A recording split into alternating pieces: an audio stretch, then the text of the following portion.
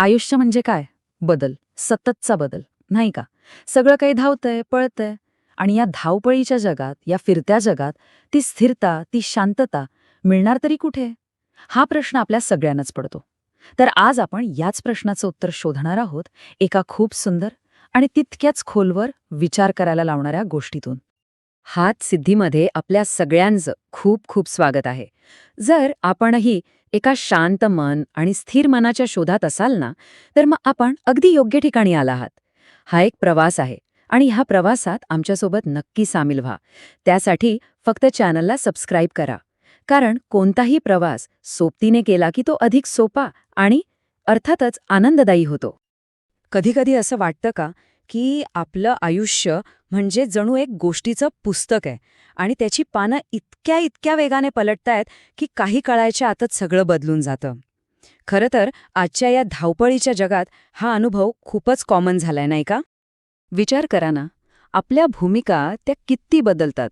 आज आपण ऑफिसमध्ये एक जबाबदार प्रोफेशनल, तर घरी आल्यावर कुटुंबाची काळजी घेणारे. कधी मित्रांच्या गप्पांमध्ये रमून जातो, तर कधी अगदी एकटे असतो. या भूमिकांचा खेळ तो तर सतत सुरूच असतो आणि यातलं काहीही कायम राहत नाही. आणि नाती, इतरांसोबतची आपली नाती, ती तर वाहत्या पाण्यासारखी आहेत, सतत बदलत राहतात. आणि मग नात्यांमधली हीच अस्थिरता, हीच अनिश्चितता आपल्याला आतून कुठेतरी अस्वस्थ करून जाते, असुरक्षित वाटायला लावते. तसंच आहे यश आणि अपयशाचं. आज जे यश वाटतं ते उद्या अपयश ठरू शकतं आणि आजचं अपयश उद्याच्या यशाची पहिली पायरी बनू शकतं. म्हणजे हे यश अपयशाचे बाहेरचे निकष किती चंचल आहेत, नाही का? अजिबात विश्वास ठेवण्यासारखे नाहीत. आणि हा सगळ्या बाह्य बदलांचा थेट परिणाम होतो तो आपल्या मनावर. एक शांत पण खोलवर जाणवणारी चिंता मनात घर करून बसते. असं वाटायला लागतं की जणू काही आपली मुळंच उखडली गेली आहेत, आपण कुठेतरी भरकटलो आहोत. आणि मग ह्या सगळ्या गोंधळात मनात एकच प्रश्न येतो, खरंच असं काही आहे का जे कधीच बदलत नाही? आणि गंमत म्हणजे हा फक्त आपलाच प्रश्न नाहीये. हजारो वर्षांपूर्वी कुरुक्षेत्रावर अगदी हाच प्रश्न अर्जुनाने श्रीकृष्णाला विचारला होता. बघा, हा प्रश्न आजच्या आपल्या आयुष्याला त्या प्राचीन ज्ञानाशी जोडणारा एक किती महत्वाचा दुवा आहे. तर चला आता या समस्येच्या उत्तराकडे वळूया. आणि श्रीकृष्ण यावर काही मोठं क्लिष्ट व्याख्यान देत नाहीत, नाही.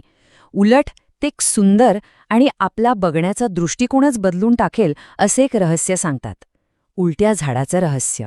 श्रीकृष्ण एक विलक्षण कल्पना आपल्यासमोर ठेवतात. ते म्हणतात, हे जग आहे ना, ते एका उलट्या झाडासारखं आहे.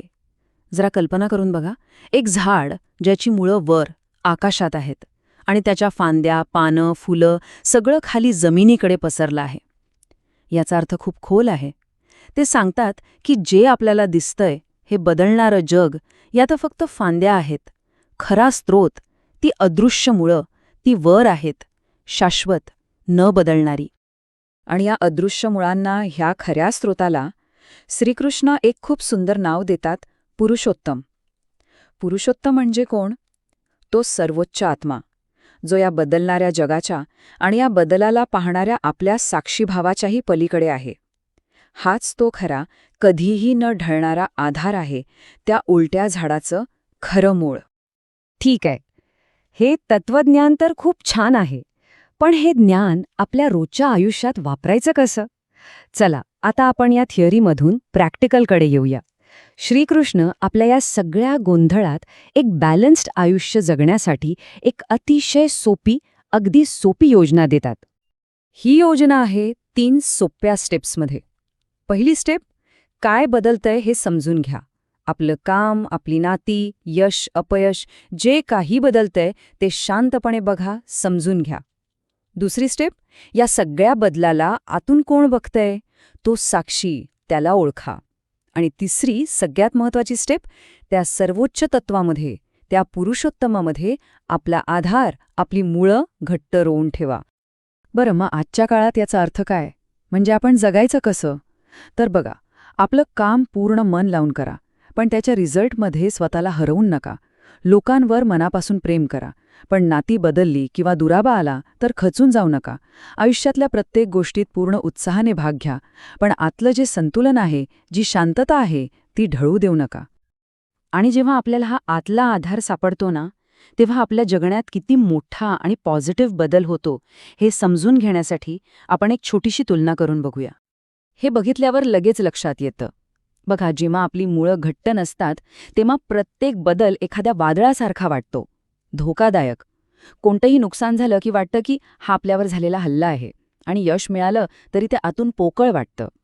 याउलट जेव्हा आपण त्या पुरुषोत्तमामध्ये स्थिर असतो तेव्हा तेव्हा बदलत्या परिस्थितीतही आपण शांत राहतो, अनिश्चिततेतही मन डगमगत नाही, आणि यशात विनम्रता येते.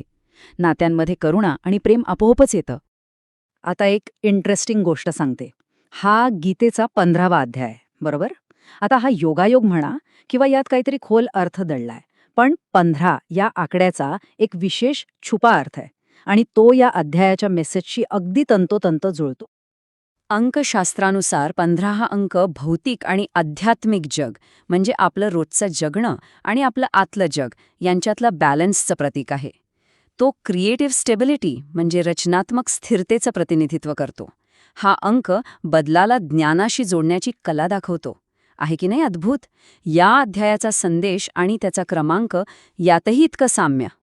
तर आता समारोपाकडे वळताना हा सगळा विचार आपण स्वतःच्या आयुष्याला लावून बघूया, स्वतःलाच विचारूया.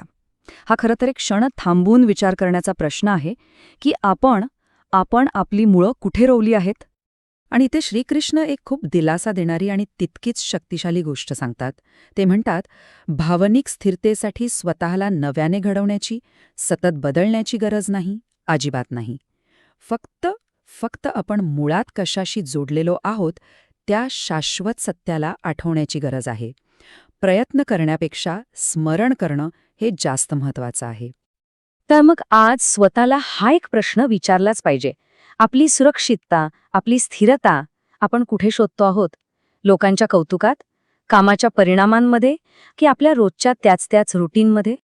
जर या उलट्या झाडाच्या सुंदर कथेने आपल्या मनाला क्षणभर का होईना पण थोडा दिलासा दिला असेल, थोडी शांतता दिली असेल, तर खाली कमेंटमध्ये रूटेड असं लिहून आम्हाला नक्की कळवा.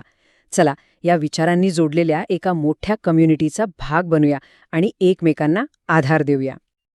आत्मशोधाचा हा प्रवास आपल्याला असाच सुरू ठेवायचा असेल आणि आपल्या आत दडलेली ती अढळ शांतता शोधायची असेल तर हार्ट सिद्धीला नक्की सबस्क्राईब करा. तर आता आपल्याला तो शाश्वत आधार काय आहे हे तर कळलं, पण पुढच्या भागात श्रीकृष्ण आपल्याला सांगणार आहेत की असे कोणते दैवी गुण आहेत जे आपल्याला वर उचलतात आणि कोणते आसुरी गुण आपल्याला खाली खेचतात. ही निवड ही आपल्या आयुष्यातली सगळ्यात महत्त्वाची निवड आहे, आणि ती कशी करायची हे समजून घेण्यासाठी पुढचा भाग नक्की बघा. तोपर्यंत आपली काळजी घ्या.